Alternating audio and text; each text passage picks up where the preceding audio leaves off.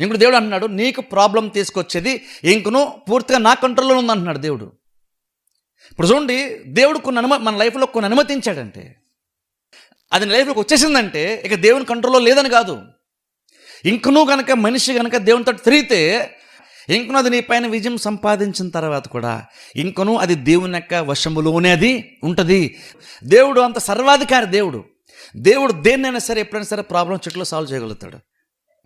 కొన్నిసార్లు మన మీదకి మనుషులే కానీ పరిస్థితులే కానీ మన మీదకి ప్రెజర్ వచ్చినా, మన ఒత్తిడికి గురైనా, మనకి ఇబ్బంది కలిగించిన ఇంకనూ గుర్తుపెట్టుకోండి, నీకు ఇబ్బంది ఎవరి వల్ల కలుగుతుందో వాళ్ళు ఇంకనూ దేవుని చేతిలోనే ఉన్నారు. అందుకంటే ఎప్పుడు కూడా క్రిస్టియన్గా నువ్వు దేవుని నమ్మాలి కానీ మనుషుల మీద ఎప్పుడు ద్వేషం ఎప్పుడు మనం పెట్టుకోడు. ఆ నెలగానే సరే అండి అని ఎప్పుడు కూడా ద్వేషం పెట్టుకున్నావు అంటే నువ్వు దేవుని చేతుల్లో నువ్వు తొలగిపోతావు. దేవుడు సర్వాధికారిని విషయంగా గుర్తుంటే నేను ఎవరేమంటున్నా సరే నువ్వు అంత పర్సనల్ తీసుకో. అందుకని ఎప్పుడైతే నువ్వు అర్థం చేసుకుంటే అప్పుడు శత్రువుని కూడా ప్రేమించడం చాలా ఈజీ మనకి, తెలుసా? ఒకవేళ ఎవరి వల్ల నేను ఈ సిచ్యువేషన్ ఉన్నా సరే నేను ఇంకనూ దేవుని యొక్క వశంలో ఉన్నాను, ప్రతిదీ నాతో సహా నన్ను ఇబ్బంది పెట్టే శత్రువు కూడా దేవుని కంట్రోల్లో ఉన్నాడన్న విషయం అర్థమైతే అప్పుడు నువ్వు నెమ్మదిగానే బలిష్టమైన చేతి కింద ధ్యాన మనసు కలిగే నువ్వు ఉంటావు.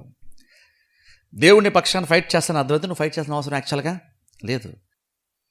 అందుకని చూడండి, మనం దేవుని ఎప్పుడు కూడా మనం తక్కువ అంచనా వేయకూడదు. దేవుని యొక్క సామర్థ్యాన్ని సమర్థతను మనం తక్కువ అంచనా వేయకూడదు.